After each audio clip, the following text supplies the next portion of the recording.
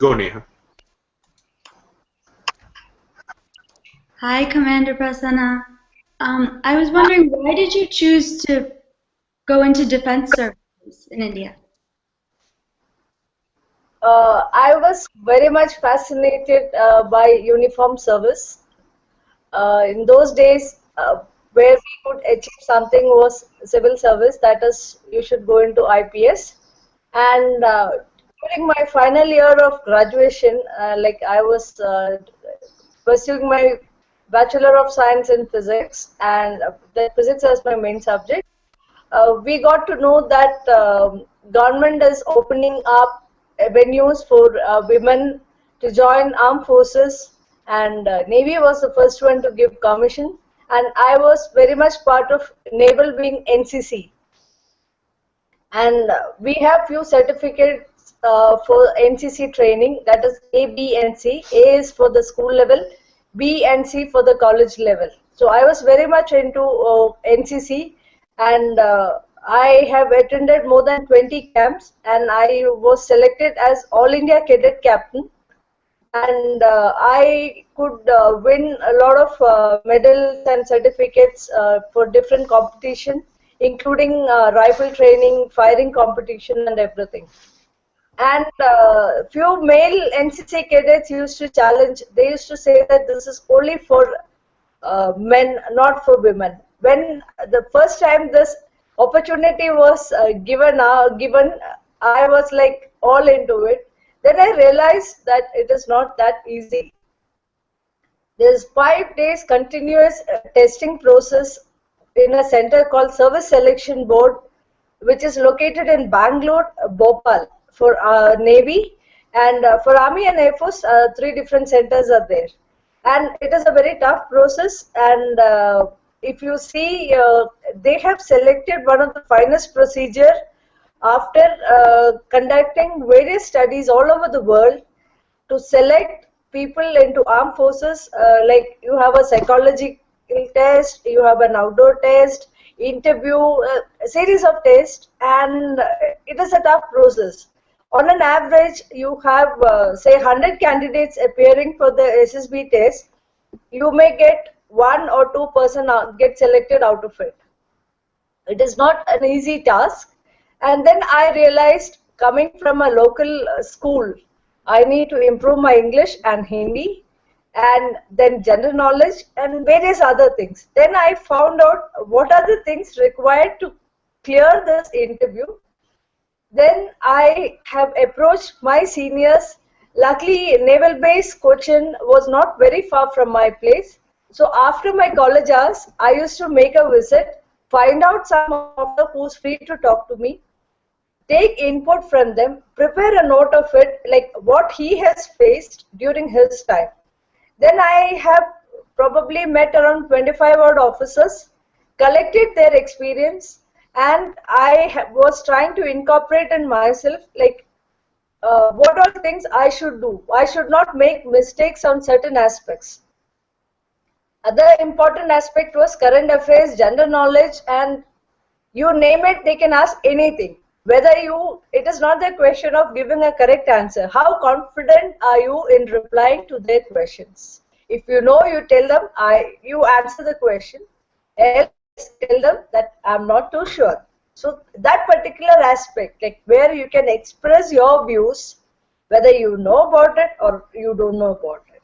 So these things, after discussing with a lot of senior officers and all, I could find out what is required, and I started preparing for that. You have a simple test called word association test. In that, you're not supposed to bring in any negativity in that sentence. Suppose you get red, you just say that red rose. It's very positive. Suppose you mention something else, blood or something else, that means you have a lot of negativity in you. So each and every word what they give, you are supposed to make a sentence which is positive. And for your storytelling and for your psychological test, you cannot bring in any negativity in you. You have to be very careful. Even if you have something, you should eliminate and write. And you have to write a small paragraph about yourself. In that, you should not exaggerate anything. You should write what you are and what is your drawback, everything. And what is the negative quality in you? People tend to write a lot of things, but there are few keywords which the examiners look at it. If you mention any of the negative keywords which are actually negative, you will not get selected. So you have to be very careful in clearing each and every day's procedure.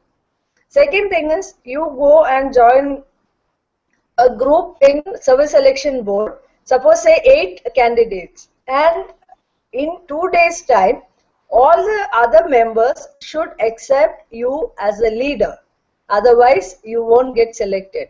That comes by virtue of your uh, activities in that center, like you should be able to command your people. So that particular aspect, that leadership quality is what they are looking for.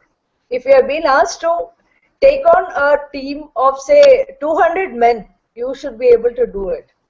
First of all, they should look upon you as a leader, and you have to command your people, you have to earn respect, they will have to listen to you. It's a tough process because Indian mentality, the male ego, and being a lady, it is very tough, but over a period of time, they will monitor each and every moment of you in office, and then they once they feel yes you can be their leader, then there is no problem. Till then, it is very tough.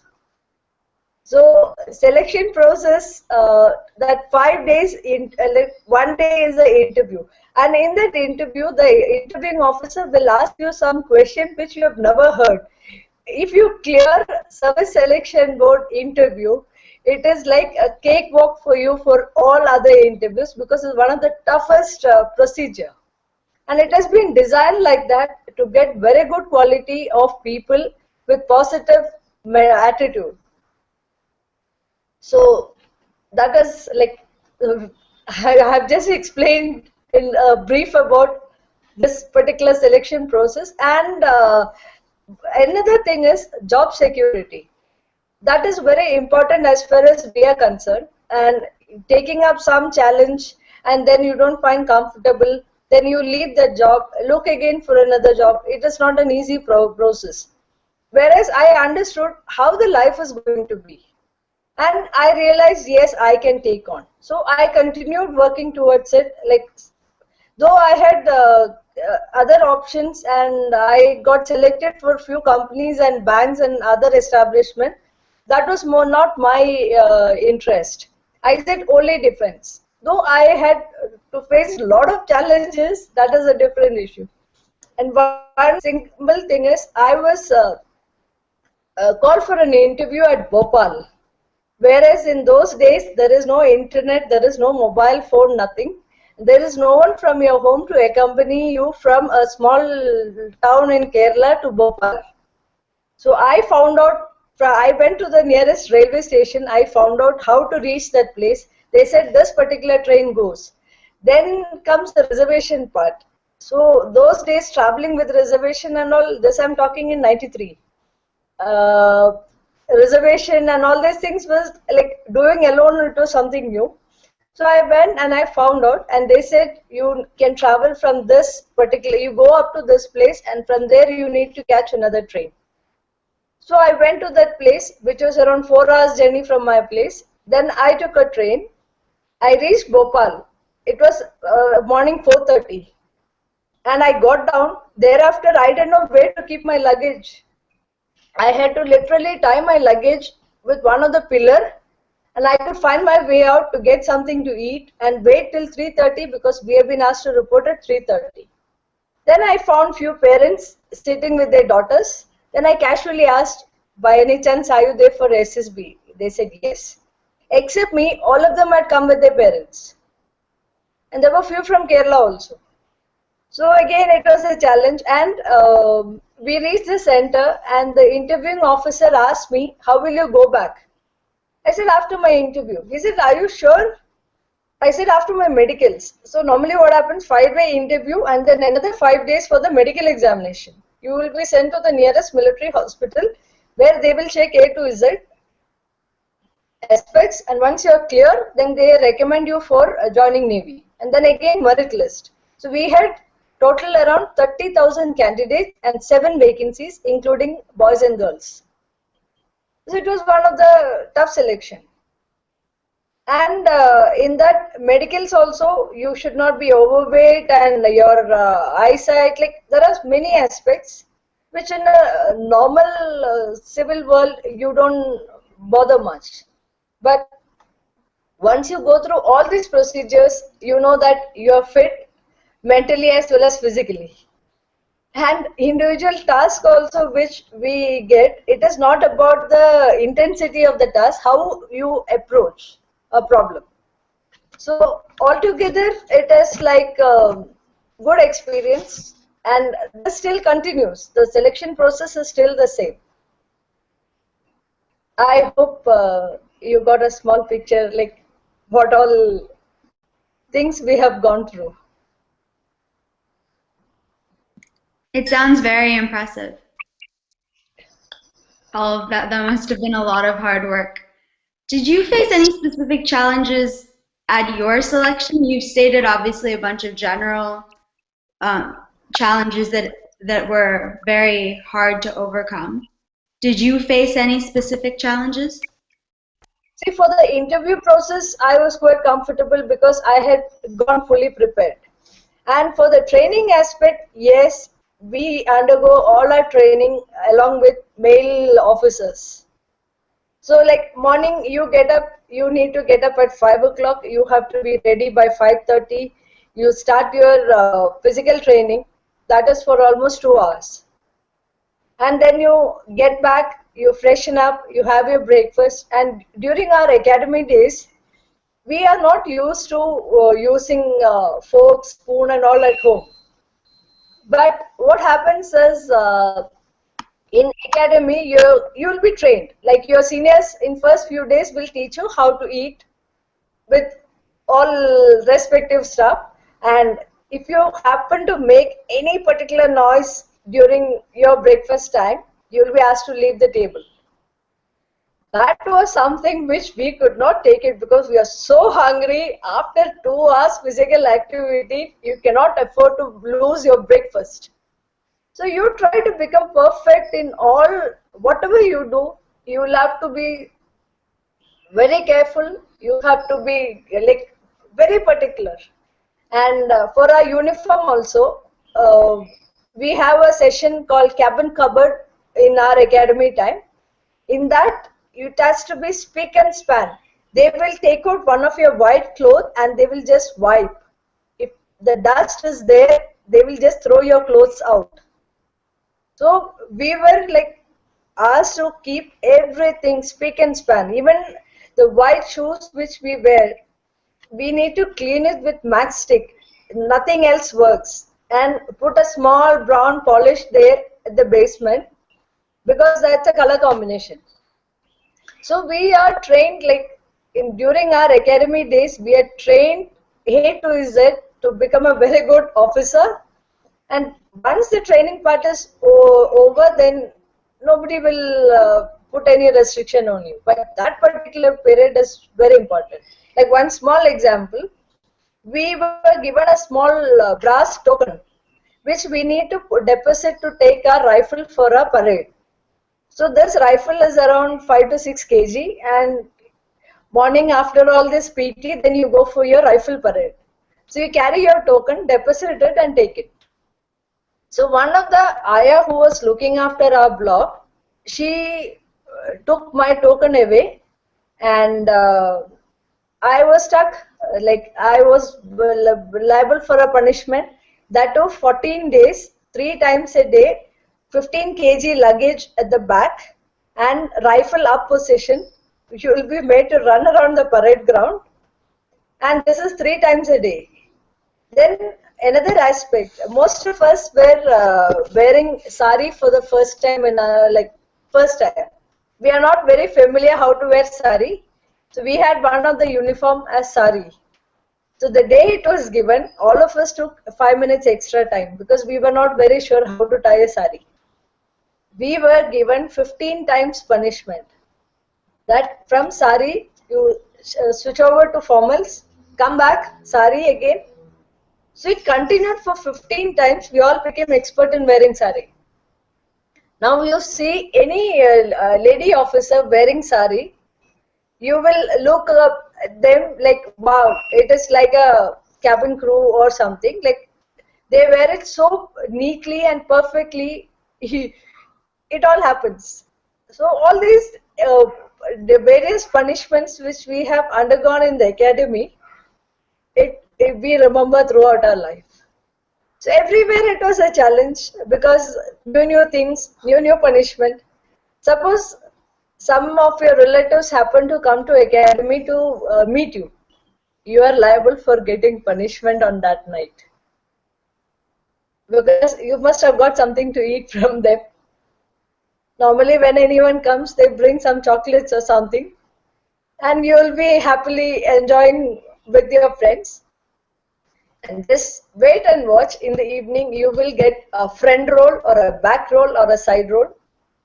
So they say that this is an experience while you sail on board a ship, rolling and pitching, which you do on the ground. So all these things make us a very like tough officer and a good human. That sounds really, really very, very tough. And that must have been very hard to do all of that.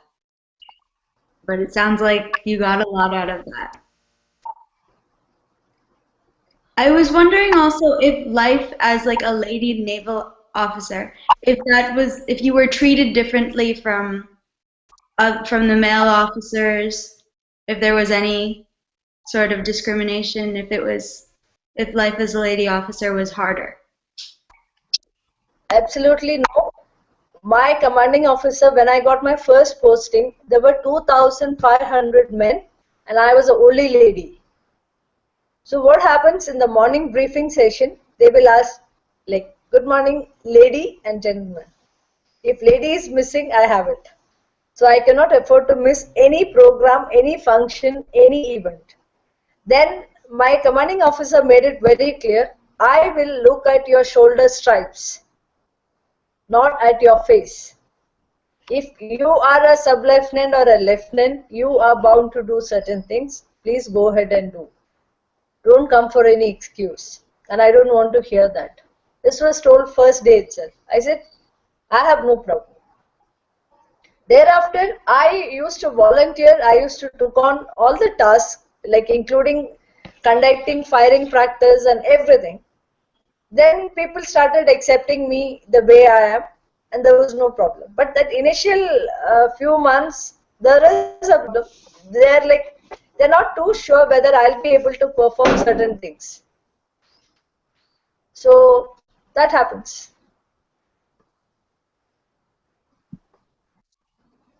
I was also wondering, what was the nature of your job in the Navy?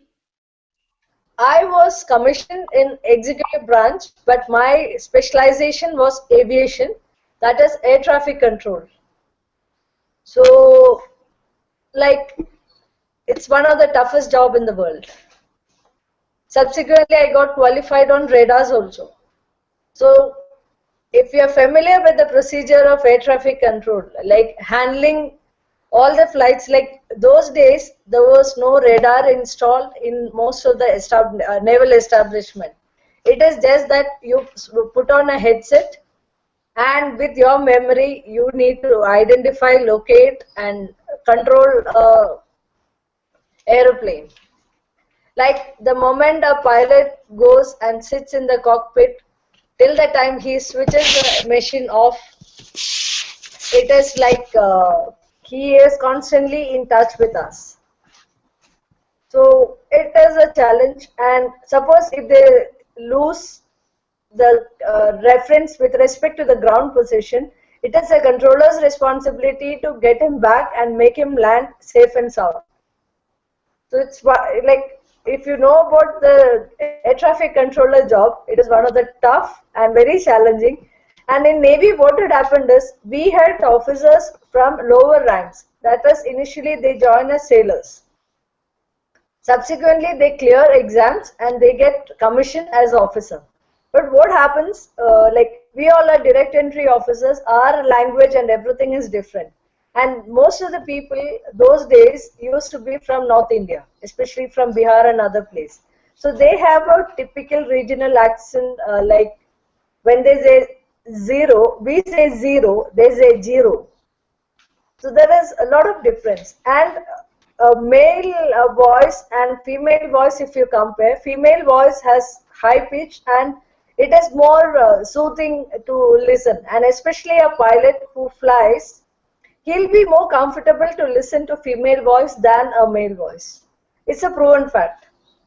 So what happens is when we more lady officers started joining in air traffic control, the pilots they have expressed that they're more comfortable, they're more confident, and any sort of emergency, we take it like where we are very calm and composed to handle an emergency, and anything can happen in flight. Suppose some warning alarm happens and a pressure difference. There are a lot of series of emergencies are listed, and we have a book right in front of us all the time in case of emergency because it's humanly not possible to recollect the whole procedures. But immediately you open and list it out. The pilot will be more confident and he'll be able to land safely. So job wise also, since I had selected air traffic control and I loved my profession and it is again a challenging job. My last question is, why did you, what is permanent commission and why did you have to fight for it? When we were inducted, we were told that our commission is only for 7 years. Thereafter, we are supposed to leave. But Navy on its own extended to 10 years, further to 14.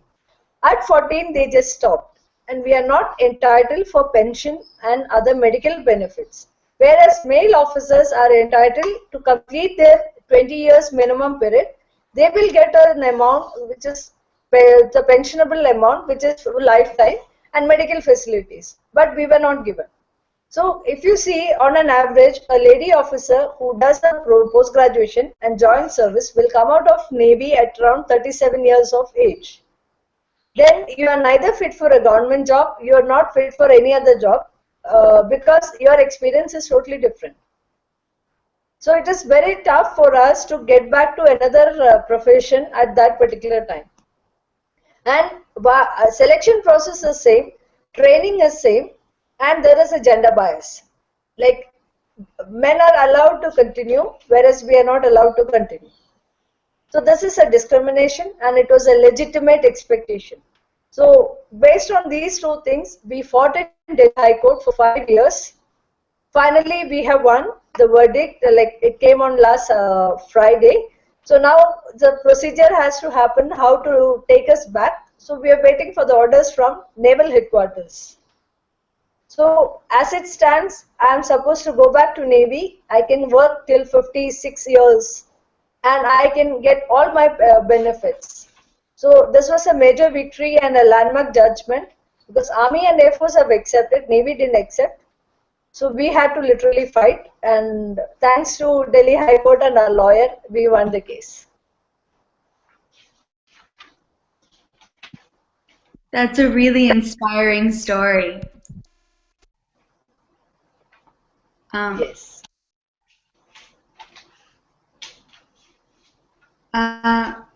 So you mentioned that you gathered the information to apply through talking with senior officers. Yes. How did you contact these people?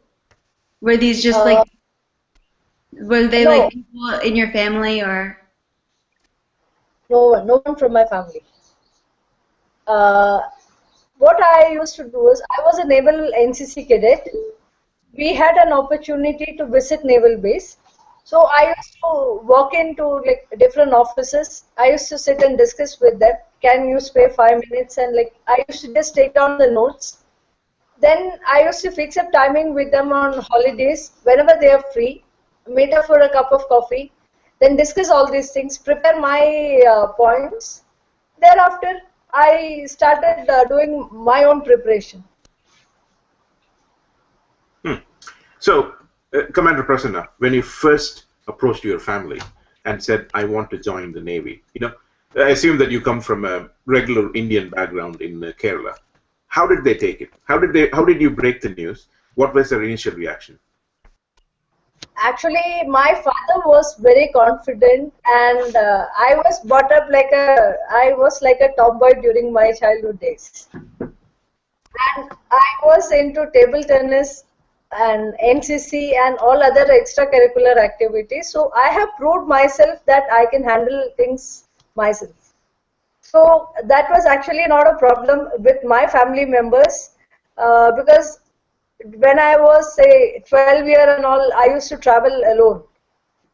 And I used to go meet up people, I used to talk to them, and I never had any hesitation in talking to a stranger.